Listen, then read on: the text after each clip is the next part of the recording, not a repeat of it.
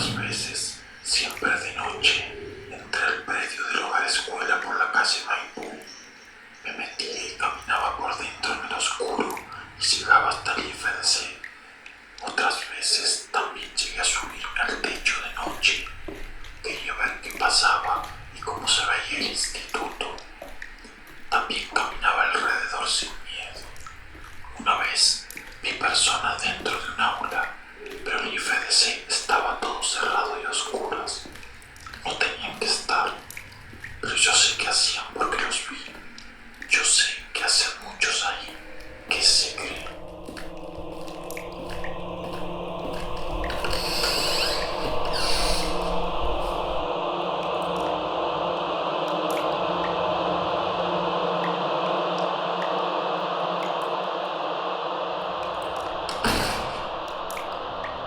Vi un fantasma en el pasillo de música.